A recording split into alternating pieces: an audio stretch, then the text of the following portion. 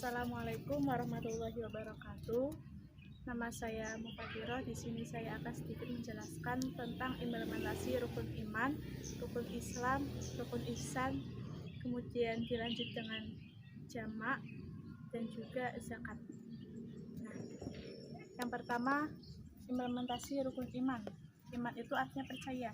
Kita sebagai orang Islam itu wajib mempercayai adanya rukun iman. Nah, rukun iman itu ada 6. Yang pertama, iman kepada Allah. Yang kedua, iman kepada malaikat Allah.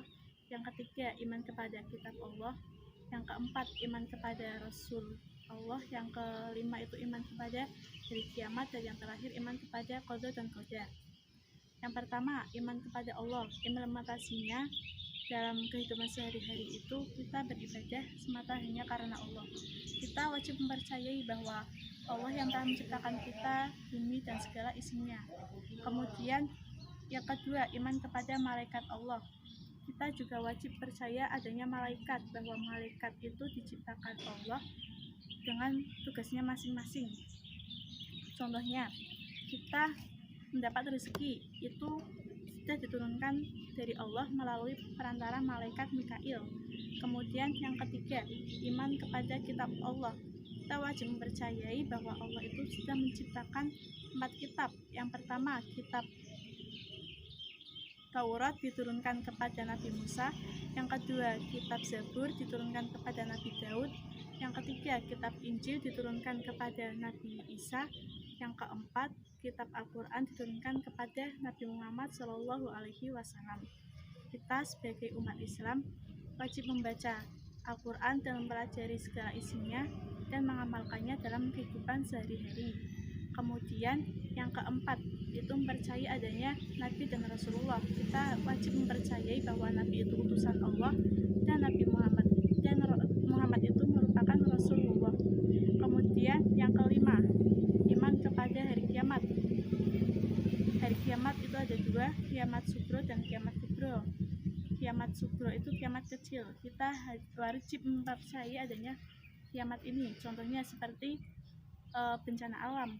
Nah, bencana itu diturunkan Allah untuk makhluknya. Kemudian yang kedua itu kiamat kubro, kiamat besar, di mana kiamat ini menghancurkan segala bumi dan segala isinya. Maka kita sebagai umat Islam itu wajib mengumpulkan bekal untuk hari kiamat kelak. Kemudian yang keenam itu iman kepada qada dan qadar.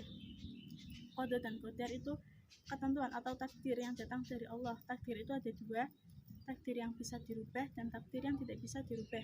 Nah, takdir yang bisa dirubah contohnya seperti orang yang dulunya itu bodoh bisa jadi orang pintar karena dia itu rajin belajar. Nah, takdir yang tidak bisa dirubah itu seperti datangnya jodoh, kematian, dan lain sebagainya.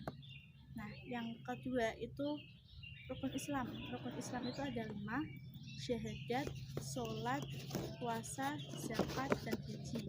Yang pertama, syahadat. Kita sebagai orang Islam itu harus melaksanakan ibadah kepada Allah. Kemudian kita wajib mempercayai bahwa Nabi Muhammad itu merupakan Rasulullah. Kemudian yang kedua itu sholat. Kita sebagai umat Islam kita wajib sholat 5 waktu. Kemudian kita juga wajib puasa di bulan Ramadan. Yang ketiga itu puasa di bulan Ramadan. Kemudian kita juga bisa melaksanakan puasa sunnah yang lainnya. Yang keempat itu zakat. Kita wajib mengeluarkan zakat apabila harta kita sudah mencapai nisab atau mencapai batas tertentu. Kemudian yang kelima itu haji. Haji wajib bagi orang yang sudah mampu dengan mengunjungi rumah Allah ataupun Baitullah. Kemudian yang ketiga itu ihsan. Ihsan artinya itu baik. Contohnya yang pertama, kita senantiasa berbuat kebaikan. Kemudian kita senantiasa mengerjakan ma'ruf dan meninggalkan yang munkar. Selanjutnya kita melakukan sesuatu yang bernilai ibadah. Selanjutnya terakhir itu contohnya kita tidak berprasangka buruk kepada orang lain. Ya, selanjutnya sholat jamak. Jamak artinya meringkas ataupun merangkap. Nah, sholat jamak menggabungkan dua sholat dalam satu waktu. Contohnya, kita menjamak sholat zuhur dengan sholat asar. Jamak itu ada dua, jamak tadim dan jamak takhir. Apabila kita melaksanakan sholat zuhur kemudian digabungkan dengan asar, itu merupakan jamak tadim. Nah, jika jamak takhir, apabila kita mengerjakan sholat zuhur dan sholat asar, dikerjakannya pada saat waktu asar. Untuk niatnya, yang jamak takdim zuhur dan asar, usolli fardhu zuhri arba'a raka'atin majmu'an ma'al asri lillahi ta'ala. Nah, kemudian untuk menjamak takhir yang dikerjakan pada saat waktu asar itu usolli fardhu asri arba'a raka'atin majmu'an ma'al zuhri lillahi ta'ala. Nah, untuk jamak pada saat waktu maghrib dan isya itu merupakan jamak takdim. Nah, untuk niatnya usolli fardhu maghribi majmu'an ma'al isya'i jamak takdimi lillahi ta'ala. Kemudian cara menghitung zakat. Nah, zakat itu bisa berupa emas, perak ataupun hasil perdagangan. Nah, itu nisabnya 2,5% atau 8,5 gram emas atau perak. Kemudian syarat yang untuk zakat itu adalah dapat dimiliki, kemudian barangnya bermanfaat, contohnya seperti ternak, hasil pertanian, emas ataupun perak.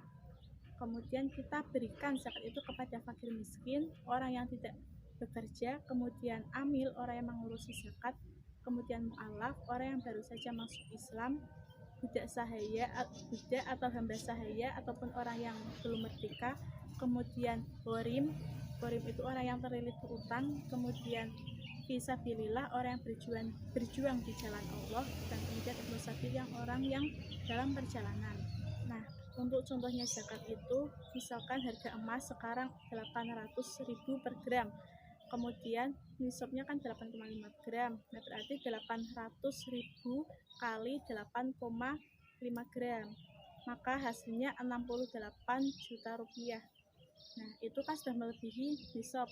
Malnya berarti 2,5% dikali 150 juta, maka hasilnya 3.750.000 rupiah. Nah, itu saja yang dapat saya sampaikan. Kurang lebihnya mohon maaf. Wallahul muwaffiq ila aqwamit thoriq. Wassalamualaikum warahmatullahi wabarakatuh.